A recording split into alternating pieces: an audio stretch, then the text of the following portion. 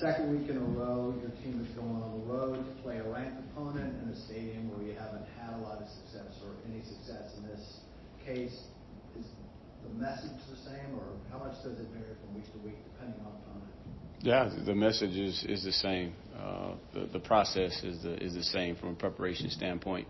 Hopefully the guys have confidence, after last week, that they know what they need to do to prepare. But just excited about the opportunity. There hasn't been any success. Told the guys today that we haven't won against Notre Dame. So we've set out all season to be a different team, doing different things, and to be different you have to do different. So all we can ask for is an opportunity, but it's going to take our best game, and it's going to take just a commitment to the process. Right. Does having any previous experience against Riley Leonard help you guys in preparation for Saturday, even though he's at a new place? Yeah, I mean, he looks like a different guy, to be honest with you. Just watching him, he's very efficient throwing the ball, very decisive. When he pulls it down to run, he looks very similar, but also making good decisions to protect himself at times. So I don't know if past experience, really, because he's got a different supporting cast, different offensive line in front of him. But just excited for the matchup and the challenge. What makes him such a tough runner? Yeah, he's big. I mean, he's a big guy, and you can see it on film. You can tell he's 6'3", 220 pounds, and he's very confident as a runner, decisive. He's not afraid of contact, and he likes to fall forward, and that's what makes him a good runner. Jackie. Terrell Jones started against Pittsburgh. I think he was one of your first offers as a head coach. How far have you seen from him as when you first saw him as a recruit to now, starting for you this past weekend? Yeah, super proud of TT. He's come a long way. We knew he was going to be a developmental guy, and he's bought in to the process all the way around. You've seen it on the field and off the field. Just super proud, and I think he still has a lot more room before he even hits his ceiling.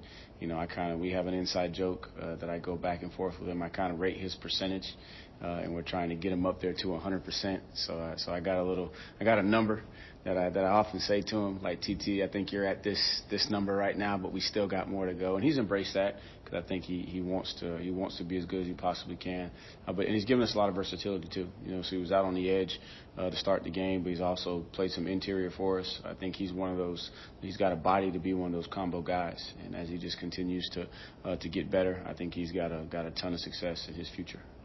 You said one of the biggest struggles was the weight gain and nutrition. Yeah. How much have you seen him kind of embrace that as he's trying to develop his body? Yeah, you just look at his body, where he is. You're starting to see his upper body catch up with his lower body, and then you can also see it in practice too.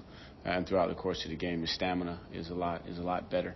And that's the big thing with him is because he's got a frame that can be pretty big. He get to be a 280 to 85 pound guy that has some twitch coming off the edge, but also powerful enough to play inside. And that's the end goal that we're trying to work to. But with each young man, and I told a group of them the other day that you look at coaches and say, well, this coach can develop you. It's really the player when they make a decision in conjunction with the coach. If they'll take the coaching, but it's when they decide that they want to fully embrace what it takes to be the best version of themselves. And nutrition is a big piece of it, and sleep. That's another big piece that we know on a college campus is kind of all out of whack with the way that they stay up late and up early. But he's really started to embrace that, and then you've seen every aspect of his life improve because of that. Preston and Jerry. Yeah, kind of going off of that, you've always had really veteran defensive lines since you've been here. Mm-hmm. Just guys keep coming back. You're starting to see some younger guys like TT, Anthony Britton, obviously Jason earlier in the season kind of start to come up. I know Makai's another guy that y'all like who's been out this year. How do you feel about that group that's coming up? Yeah, excited about their potential, and we need that because, with the veteran guys, that means if they're always out there, they're playing a lot of snaps, and, they only have so many in their body. So you need some of the younger guys to develop, but I think we all seen over the last couple games what we thought we saw in Britain. And now you're starting to see that come to fruition. Now you're starting to see it with TT. Jason was playing, really well prior to getting injury, prior to his injury. And then Mekhi. I think Mekhi's probably got the highest ceiling of all of them. He's just a freakish athlete, but needed to repair his hip, so he's down this year. And then Chase will be back. He had to have surgery on his hip this past week too. So we feel like we headed in the right direction with the body types and the raw materials. Takes a little bit of time to develop, but I want to get to a place to where we're like the bunch we're getting ready to play. They just got creatures coming like one after another. Like they just keep coming, and they all look the same. They're 6'7", about 260. They got freshmen that are 6'7", 260, and they keep rolling. And they've had to battle some injuries too on their D line. But that's the end goal, is that we want to have a multitude of guys up front to stay fresh and just put pressure. Not quite there yet, but definitely like the direction that we're headed. And if we can continue to recruit well, I think we can get there. Obviously, the coaching part of it, but how helpful has it been to have guys like Cam Butler, Chico, and Jameer to kind of lead those guys to get them ready for when they depart? Yeah, so going back to the question about TT, I think TT is where he is because he gets to see Jameer every single day. Like, coaches, we're gonna hammer it home, we're gonna hound it, hold him accountable, but ultimately when he's got a peer that you see doing it the right way, makes a very, very strong impact. Go to Jeff and then Jerry. Tomorrow is the second anniversary of the shooting. Yep. I think looking at your roster, half the guys on the team were elsewhere in November 2022. Is it challenging to keep the legacies of Lavelle, Devin, and Deshaun, alive when so many of the guys weren't here when they were here, and there'll be fewer going forward? Yeah, I would say challenging, no. Because again, as long as I'm the head coach, it's always going to be a part of who we are, kind of the fabric of our, this staff and this program, since the staff took over. The sensitivity, right, is probably the area where you got to pay the most attention, because again, a lot of those guys, came here knowing, but they didn't experience it. And so it's you got to be sensitive to the fact that they don't quite fully know. They want to embrace, and so you got to respect kind of their boundaries. And then at the same time too, you want to also be mindful of the ones that were here, kind of where they're at, because not everybody's in the same space, right? I know the process I've had to go through personally just to start the healing process, and still in the healing process from that, and not everybody's in the same space. So, challenging from the standpoint of it's always going to be a part of what we do. Like there's never going to be a time where we're not conscious of it, aware of it. But at the same time too, in order for us to kind of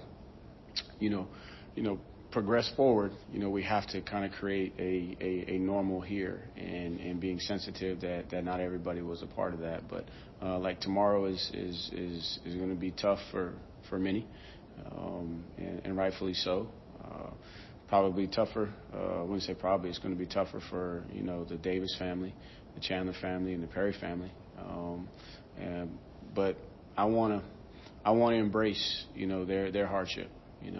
Based off of what I believe and what my faith tells me, that I have a responsibility to endure with everybody that I'm associated with and connected with. And so, we're going to endure tomorrow, but then also I have an opportunity to bring joy. And the way that I do that is come to work every single day, be the best version of myself, and then help this football team be the best version of itself, because I'm pretty sure that all three of those families felt a lot of joy on last Saturday night, seeing the Cavaliers go play well and walk away with victory. And so we'll definitely have the families in our thoughts and prayers, and not just them. It's going to be a hard day for Mike, right? Because Mike's still here. It's going to be a hard day for Marley.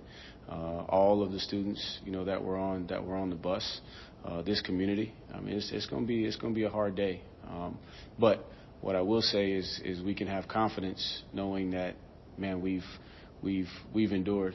Man, we've shown what our character is all about. And now, back when I said we were going to turn tragedy into triumph, we're kind of coming out of that stage to where now we can walk with some confidence and go bring about, you know, the triumph and the beauty that was intended to come out of such a hard and difficult situation. Speaking of triumph, do you have a secret sauce for coming off bye week? You're undefeated. I know you talked about resetting and rotating, but the extra preparation time, do you guys, your research and your film study, do you pick up stuff that maybe you wouldn't normally get to do? Well, I think it's a combination of things. I think it starts with, you know, you're able to take a deep breath and kind of step back and evaluate yourself for the first couple of days of the bye week, and so you get to pick up on tendencies that while you're in the hustle and bustle, you may, you know, kind of not overlook, but just like you're going, and then you get a chance to step back and evaluate yourself. I think you get to develop some of your younger guys in practice. The biggest thing I think that's helped us is it allows us to kind of get guys back. Right, it allows us to have guys, you know, with a little bit extra time to rest. And like in the North Carolina game, we know what the situation with the offensive line was, and that bye week gave us a chance to get all those guys back. And I think the break has always been good for these young men. They go so hard with the combination of what they have to balance, the academics and the athletics here. You know, that weekend, and I err on the side of giving them time. I want them to be able to refresh. And I think the bye week this week, or this past bye week, was big for us from a recommittal standpoint, right? I think when I look at how the season's progressed, you know, in the summer, we were in the building. We were always together. Fall camp, we were always together. And then you get into the grind of the season, they have their lives back a little bit, right? And so you don't quite have as much time together organically. You have to force it. And I think that's what helped us is we had a little bit more time to just be together and recommit and look each other in the eye and say, hey, how do we want to finish? And what are we really doing here? So I don't know if there's a secret sauce, but I think the time helps our bodies. And then it just gives us a chance to get a good game plan together, and then also have a better idea of what we're tipping and giving away to the opposing teams. And what made you feel like that you could run the ball so successfully against a team that loads the box up like they did? You ran it like 42 times. Yeah. So I think going into the game, what we said we had to do is we had to establish the run, and you know, you have to be honest and to say that you're just going to go in there and pound it down the throat versus Pitt, that's not realistic because of their structure. But what I think happened is, man, the guys committed to the fundamentals. Man, there was great chemistry with the guys up front. The backs ran really hard and decisive, and they turned some plays that were blocked for 3 and 4. They turned them into 7 or 8 because they broke some tackles. So I think as the game went on, you started to see that the mindset of the guys was geared towards having success running the ball. And then, you know, credit to Pitt, you know, some of the things that we had an idea of trying to do in the game plan, they kind of took away, right? They started getting their ends way up the field, disrupting the quick passes to the perimeter. We missed a couple, but I thought they had a solid game plan, and so once we saw that we were having success running the ball, you know, we stuck with it. And what I thought, and I told the guys this, what I thought they did a really good job of was the second down run game. Right, because we got into some second and longs, some second and 9s, some second and 10s, and the next thing you know, there was 5, there was 6 that got us back on track, right? So we got half of the yardage back, and now we were in a much more manageable third down situation. So I think it more was we had a plan. We needed to be effective and efficient to keep them honest, right, so that we could set up some of the play action. But I think the guys took ownership of the line of scrimmage, created some running lanes, and the backs they ran hard. They ran through some arm tackles and broke some plays for us. And then the quarterback, you know, did a really good job. You know, when we asked him to run the ball, and we knew that in that situation with that structure, because of the extra hats, you know, you're going to have to run your quarterback just to pick up to balance out the numbers a little bit. Antonio Clary came in, Yeah. and then you had to go out, no longer in depth chart. What's his status? Yeah. now? So, you know, that was a challenging situation for me because we knew that he had a partial tear, and he wanted to try and play, which the doctors felt like and the medical staff felt like if he could rehab and get his knee to a position where the swelling was gone, we could give it a shot. And just a testament to him.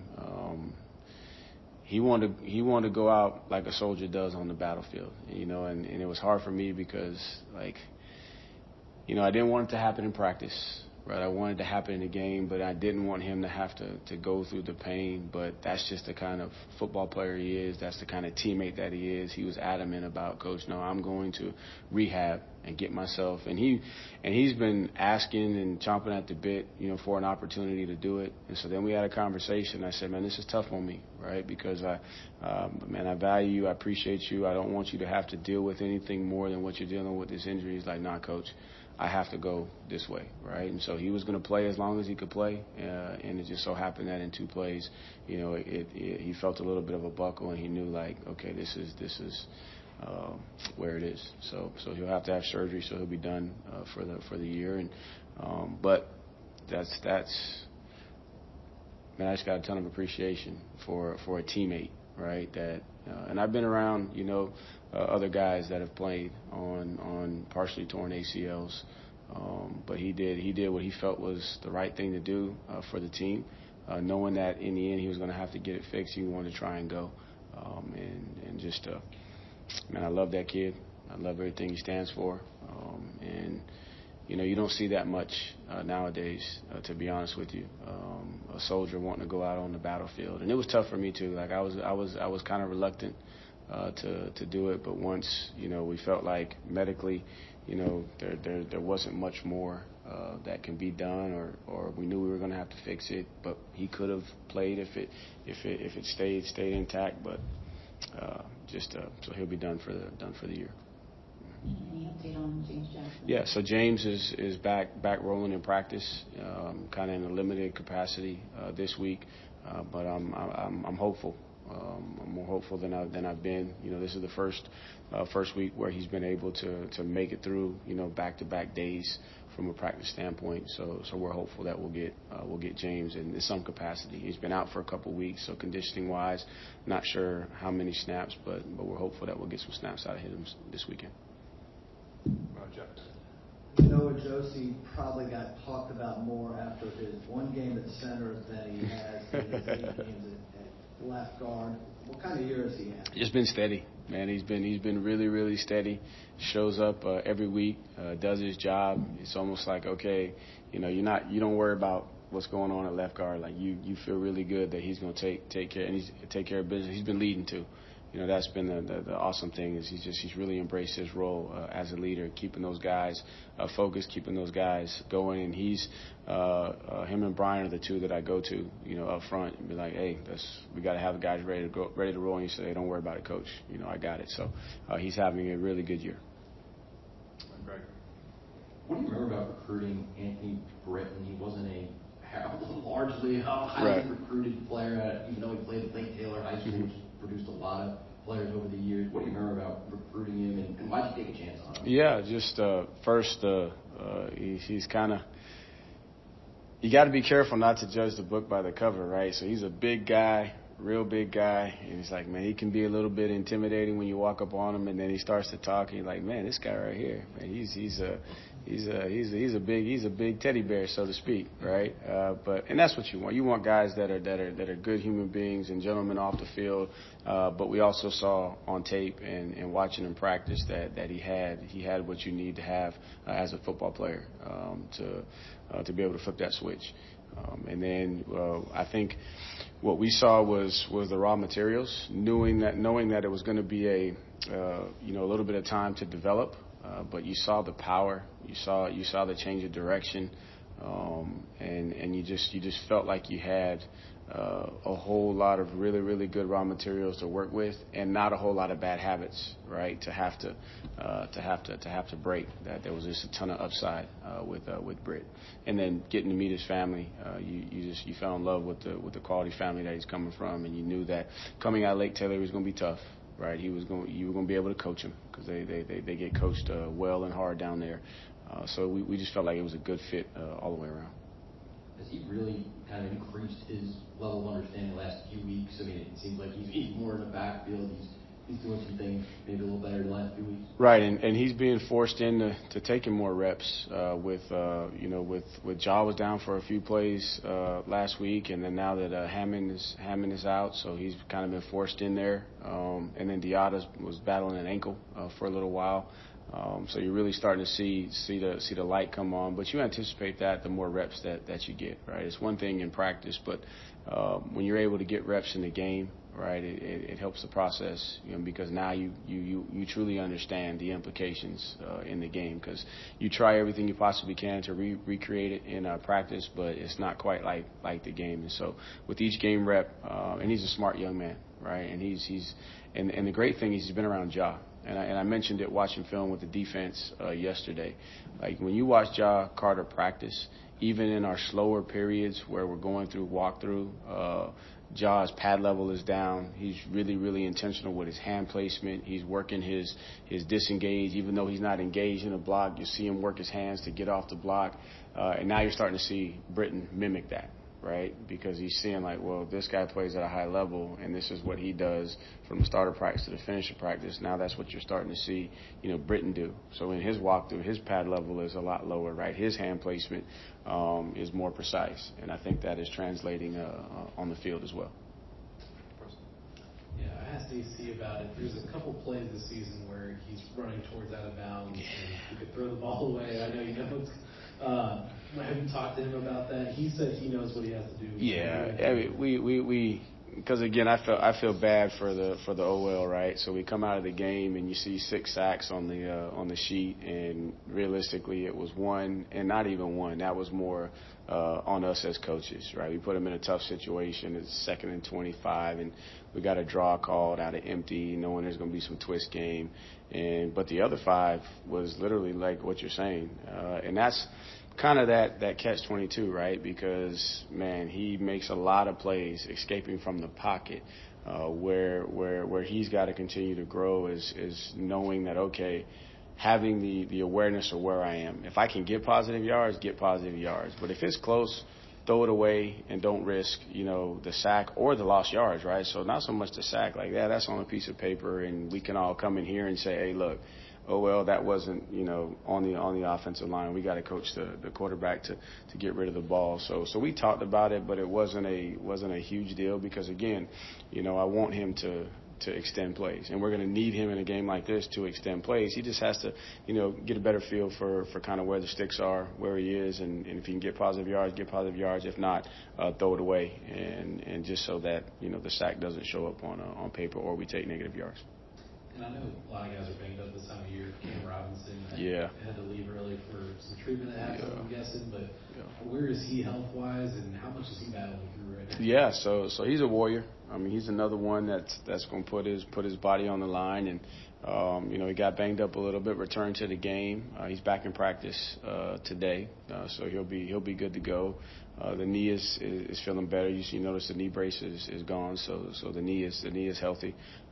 Now it's just working through the bumps and bruises of playing the linebacker position. I mean, 1, it's a violent position by nature, and then 2, he's an explosive, violent guy, and he plays reckless too. Like the sack that he got, I mean, come on, he gets cut by the running back, he dives over the running back, he's crawling on the ground, and he grabs the quarterback by the legs, right? So and again, we got a lot of guys like that are just battling and scrapping and putting their body on the line, but he'll be good to go. Was it a knee that he came out for? No, it was upper body. Oh, okay.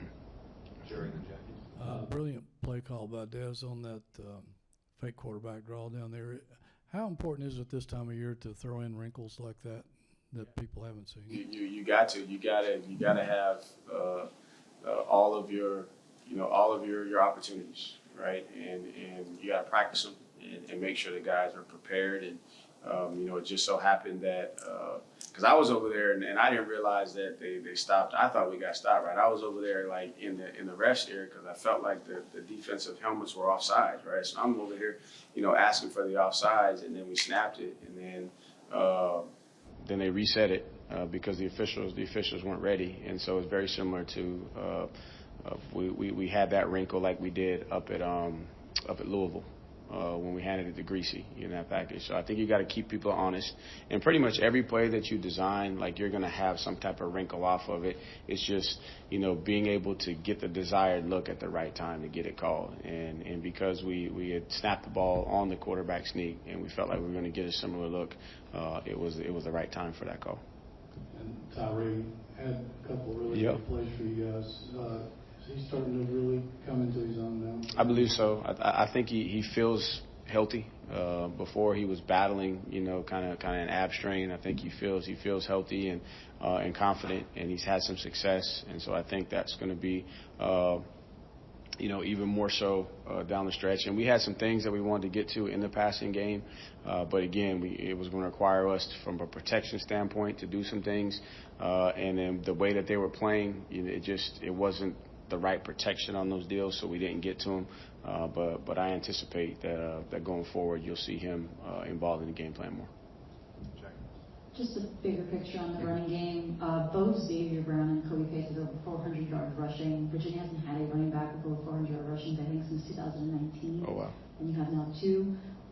How do you feel about the running back room kind of coming together and establishing that run that you and Des have both been saying you wanted this balance? That's right. We definitely want to be able to run the ball. It sets the tempo, and I think one of the biggest things in that last game was the drive in the fourth quarter where we went 18 plays in like 8 minutes and ran that off the clock. I know we didn't finish with a touchdown, right? But nonetheless, like we kind of controlled it. And if you can efficiently run the ball, and again, it doesn't have to be big play after big play after big play, but if you can stay ahead of the chains, and now you can kind of control, the pace of play.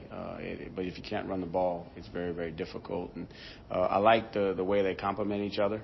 Right, I think X is capable of taking it the distance, at any time with his with his explosiveness. But I think what it's also done is it's kind of helped Kobe's confidence too, and Kobe's running hard, running tough, and kind of doing the dirty work, so to speak. So I think we got a good complement there. Would like to get more of those guys going because again we got 3 more games and they're all going to be physical, tough games, and you want to have multiple guys that can go in there and function. But I like to see the way those guys are complementing each other, and we're going to need it because this bunch here is number 2 in the country versus the pass, right? They're 41st in the country versus the run. So they're number 7, I think, nationally. Defensively, we're going to have to be able to generate some offense in the run game to give ourselves a chance to stay ahead of the chains and then capitalize on the drives that we have going. This game Saturday featured 2 of the better safeties in the country, in Jonas and Xavier Watts. Do you see similarities in their game? How do you kind of look at those 2 players as you evaluate them on? Yeah, they're both extremely fast, extremely intelligent. They play downhill when they need to. So it's going to be fun to kind of watch the matchup. Not necessarily focusing on that matchup, but you get to see those 2 high caliber players go against each other.